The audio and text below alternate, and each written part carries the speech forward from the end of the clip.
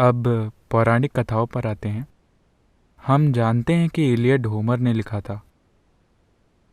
वो एक अंधा व्यक्ति था। उसने लिखा कि 14,000 घोड़े हैं, मगर क्योंकि हम जानते हैं कि उसने खुद घोड़ों को नहीं देखा होगा, इसलिए हम मानते हैं कि उसमें किसी तरह की ऐतिहासिक कहानी बुनी जा रही है। मगर आजकल सभी धार्मिक ग्रंथों को उपदेश माना जाता है। तो क्या हमें ये मानना चाहिए कि रामायण महाभारत में भी कहानियाँ गढ़ी गई हैं और उन्हें साहित्य मानने की जगह उपदेश मानना गलत है? मैंने कभी किसी को रामायण और महाभारत को उपदेश मानते नहीं देखा। कुछ खास भाग हैं जो नहीं, वो नहीं मान सकते, क्योंकि वो भ्रम से परेशान हो जाएंगे। क्योंकि महाभारत में हर तरह के लोग हैं, बेहतरीन लोग, बुरे से बुरे लोग, इनके बीच हर तरह के स्त्री पुरुष उसमें हैं। 1 लाख से ज्यादा चरित्र हैं। उसे आप उपदेश कैसे मान सकते हैं? आपने कहानी बुनने की बात कही। मैं नहीं जानता कि आपने यूथ एंड ट्रुथ की बायलाइन देखी है या नहीं। ग्रंथों की गंभीरता से नहीं, गपशप करते हुए मजे में, क्योंकि गपशप हमेशा भरोसेमंद रही है। इतिहास में कभी किसी ने ऑफिशियल बातों पर विश्वास नहीं किया।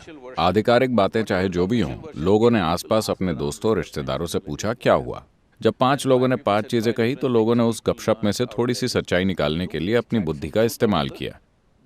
मगर लोगों ने हमेशा आधिकारिक बातों से अधिक गपशप पर भरोसा किया है कि नहीं? सिर्फ आज नहीं, हमेशा से। लेकिन ये देखते हुए कि इस गपशप से सत्य इतना बदल सकता है कि वो हमेशा के लिए खो जाए, तो क्या आपको लगता है कि ये चिंताजनक है? देखिए, पहले तो आप पूछ रहे हैं कि क्या वो वास्तव में हुआ, ठीक? नहीं, हम कह रहे हैं कि आपने जो तर्क दिया है, ये वही तर्क है जो आजकल आमतौर पर यह कहने के लिए इस्तेमाल किया जाता है कि जो इमारतें मुगलों ने बनाई थीं, ये वास्तव में मुगल इमारतें हैं ही नहीं।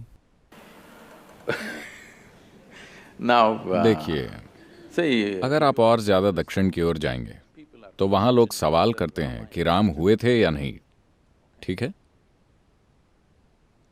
ये बस खराब याददाश्त का सवाल है। जब पूरा देश हजारों सालों से इस बारे में बातें कर रहा है, अब समस्या ये है कि आप बोले हुए शब्दों से अधिक विश्वास लिखे हुए शब्दों पर करते हैं। सारी समस्या यही है। मगर आपको समझना चाहिए, ये मौखिक संस्कृति है। हमने हमेशा बातें करके लोगों तक सबसे महत्वपूर्ण चीजें पहुंचाई। आप उसे महत्वहीन मान सकते हैं क्योंकि वो लिखा हुआ नहीं है, मगर कोई भी उसे लिख सकता है। लोगों ने अब उसे लिख लिया है, अब वो एक लिखित शब्द है। मगर अब कोई सवाल करता है कि राम वास्तव में थे या नहीं। एक जगह नहीं, इस पूरी संस्कृति में अगर हर कोई एक ही कहानी की बात करता है, थोड़े बहुत फर्क के साथ, तो मेरे ख्याल से इलियाद का उदाहरण देते हुए भी उन्होंने यही बात कही कि ट्रॉय का युद्ध जरूर हुआ होगा, मगर होमर का कहना कि 14,000 घोड़े वहां थे, यह साफ तौर पर सच नहीं है। शायद राम थे, मगर जो बाकी चीजें लिखी गई हैं। देखिए, हम आखिरकार भारतीय हैं। हमने शून्य का आविष्कार किया। हमारे पास शून्य का इस्तेमाल करने की खास आजादी है। हम उसकी छूट ले रहे हैं। देखिए, 6-7 हजार साल पहले 100,000 लोग लड़े या 10,000 लोग लड़े, इससे कोई फर्क नहीं पड़ता।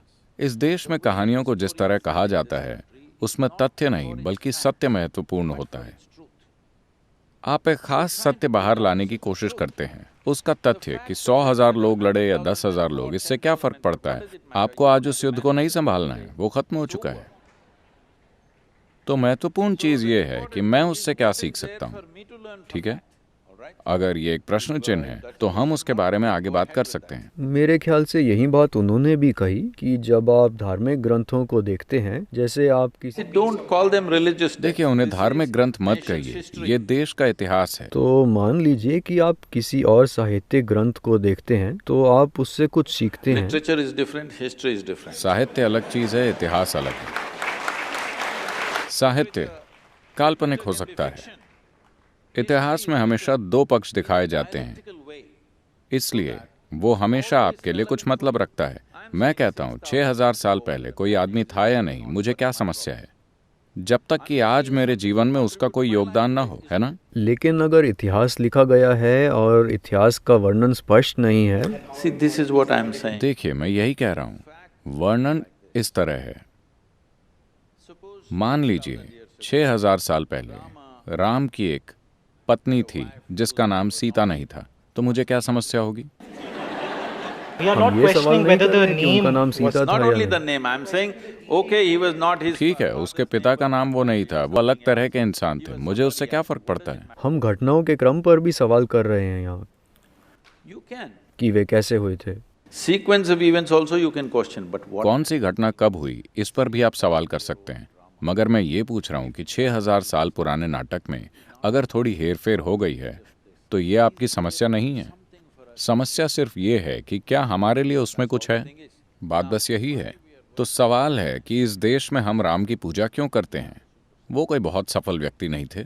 अगर आप इसे ध्यान से देखें तो वो लगातार असफल रहे। हाँ, आज भी वो जमीन की समस्याओं से जूझ रहे हैं, इसीलिए आपने ये मुद्दा उठाया।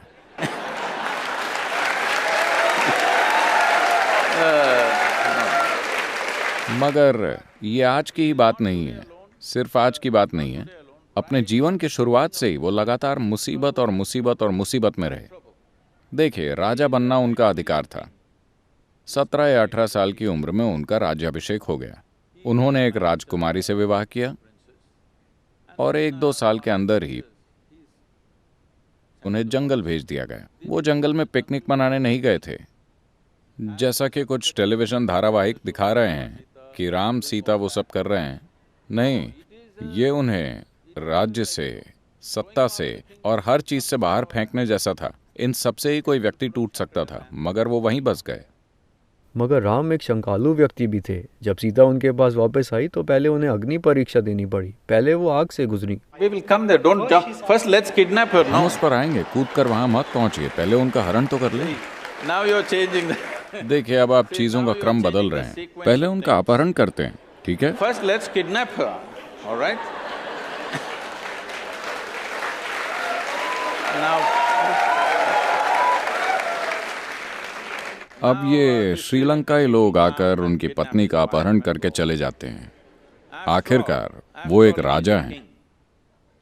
अगर कोई उनकी पत्नी को चुराकर 3000 किलोमीटर दक्षिण की ओर ले जाता है, ये पता लगाने के लिए कोई जीपीएस भी नहीं है कि श्रीलंका है कहाँ, ठीक है? उस समय में एक राजा होने के कारण वो इसका कोई स्थानीय समाधान खोज सकते थे। उनसे शादी करने के लिए बहुत सी स्त्रियां तैयार हो जाती हैं। वो एक राजा हैं, मगर वो उनकी खोज में जाते हैं, भारी भरकम सेना के साथ नहीं, बस वो और उनका भाई, आम लोगों की तरह। अगर एक व्यक्ति ये जाने बिना कि उसकी पत्नी कहाँ है, वो जीवित भी है या नहीं, या उसके साथ क्या हुआ है, अगर वो 3000 किलोमीटर दक्षिण तक चल कर जाता है, तो इसका मतलब है कि वो उनके लिए बहुत मायने रखती है। Otherwise, why would a man walk that distance? वो वहां जाते He हैं, goes there. एक तमिल सेना बनाते हैं, ये मत भूलिए। And then, फिर युद्ध होता there है, is a fight. वो सैकड़ों लोगों को मार देते हैं और एक सुंदर शहर को जला देते हैं, अपनी पत्नी को वापस लाते हैं और रहने लगते हैं। इससे पहले मैं आपको बताता हूँ, वो 1 वर्ष के लिए हिमालय में प्रायश्चित करने जाते हैं। उनका भाई पूछता है, आप पागल हैं? इस आदमी ने आपकी पत्नी चुरा ली और आप उसकी मृत्यु के लिए प्रायश्चित कर रहे हैं? Penance for his वो बोले, रावण के 10 मूल स्वभाव थे, उनमें से 9 भयानक गुणों को मारने के लिए मुझे कोई प्रायश्चित नहीं करना है, कोई तपस्या नहीं करनी है। मगर वो एक महान भक्त भी था और मैंने एक भक्त को भी मारा, तो ये आदमी 1 साल के प्रायश्चित के लिए year गया। of penance the man goes for. This is not a… And then he settles फिर वो down. आराम से रहने लगता है और उसकी पत्नी गर्भवती है। आपको समझना चाहिए, एक राजा की पत्नी के गर्भवती होने का मतलब है कि ये सिर्फ बच्चे की बात नहीं है, वो उसके साम्राज्य का वंशज है। इसमें और भी कई चीजें शामिल होती हैं। कोई सोनोग्राम नहीं, तो उन्हें पता नहीं था कि वो लड़का है या लड़की या लड़के या लड़कियां। मगर एक बार फिर ऐसी राजनीतिक स्थिति पैदा हुई जहाँ उन्हें अपनी पत्नी को जंगल भेजना पड़ा, जिसे आप शंकालु स्वभाव कह रहे हैं। नहीं नहीं नहीं नहीं, वो हिस्सा नहीं। तो हम पहली बात से भी शुरू कर सकते हैं, जिसमें सीता को बचाने के बाद सीता को अग्नि परीक्षा से गुजरना पड़ता है, वो साबित करने के लिए कि वो शुद्ध हैं, For whom? ताकि दूसरे लोग स्वीकार कर पाएं। क्योंकि राम को इससे बहुत फर्क पड़ता था कि लोग उन्हें कैसे देख रहे हैं। जब राम वापस आए तो उनके राज्य के किसी धोबी ने कहा, मैं राम की तरह नहीं हूँ जो ऐसी स्त्री को अपने घर में रखूंगा जिसकी कोख में शायद किसी और का ही बच्चा हो सकता है। इस वजह से राम ने सीता को फिर जंगल में भेज दिया। आप इसी असुरक्षा की बात पूरी कर रहे कथा में राम चाहते हैं कि उनकी प्रजा उनसे प्यार करे। नहीं नहीं, चलिए ठीक से इस पर बात करते हैं। आज हमारे देश में बहुत तरह की चीजें हैं। मैं आपसे पूछता हूँ, क्या आप इस देश के लिए ऐसा नेता चाहते हैं जो इस देश के लोगों को अपने परिवार और निजी प्रेम से ऊपर रखे? मैं आपसे पूछ रहा हूं। या आप एक धृतराष्ट्र चाहते हैं, किसी भी कीमत पर मेरा ही बेटा? आप एक ऐसा व्यक्ति चाहते हैं जो इस देश के नागरिकों को अपने परिवार से ऊपर रखता है। ये उनके लिए सिर्फ एक स्त्री नहीं थी, उन्होंने जाकर उसके लिए युद्ध लड़ा, 3000 किलोमीटर चल के गए। ये बस एक स्त्री नहीं थी, वो सीता के लिए जी रहे थे, मगर फिर भी उन्होंने गर्भावस्था की स्थिति में उसे जंगल वापस भेज दिया, अच्छी तरह ये जानते हुए कि ये उनके राज्य का भविष्य हो सकता है। देखिए, ये सिर्फ एक धोबी की बात नहीं है, यही आपकी गलती है। आप इन चीजों को शाब्दिक अर्थ में ले रहे हैं। एक धोबी ने कहा, यहां कहने का मतलब है कि आम लोग ऐसी बातें कर रहे थे। आम लोगों का राजा पर से विश्वास उठ गया है कि वो कहीं से कोई स्त्री ले आए और हमारी रानी बना दिया, क्योंकि रानी को राज्य की माता के रूप में देखा जाता है। हम ऐसी स्त्री को माता के रूप में नहीं देखना चाहते। वो यही कह रहे हैं कि वो किसी जगह जाकर किसी दूसरे आदमी के साथ रह चुकी है। उस समय के लोग यही कह रहे थे। तो अगर राजा कहता, मुझे कोई परवाह नहीं है कि आप क्या सोचते हैं, मैं अपनी पत्नी से प्रेम करता हूं और उसे अपने साथ रखूंगा, तो वो एक अच्छा राजा, अच्छा प्रशासक नहीं होता। तो उन्होंने अपनी प्रजा को उस स्त्री से ऊपर रखा जिसे वो बहुत बहुत ज्यादा प्रेम करते थे, और वो गर्भवती भी थी। ये उनके लिए छोटी बात नहीं थी, उनके लिए पूरी दुनिया थी, मगर फिर भी उन्होंने उसे जंगल भेज दिया। इसे नमन किया जाना चाहिए। This is why we bow down to the man. No? Please say it. No. ठीक है, आगे बढ़ते हैं। No, why? He has something to say, please. तो एक व्यक्ति के रूप में अपनी अलग अलग जिम्मेदारियां होती है। एक राजा के रूप में अलग जिम्मेदारियां होती हैं और एक इंसान के रूप में, परिवार के सदस्य के रूप में अपनी अलग जिम्मेदारियां होती है। आप अपनी पत्नी को फेंक नहीं सकते, उसे जंगल नहीं भेज सकते। ये उसे वस्तु की तरह देखने जैसा है।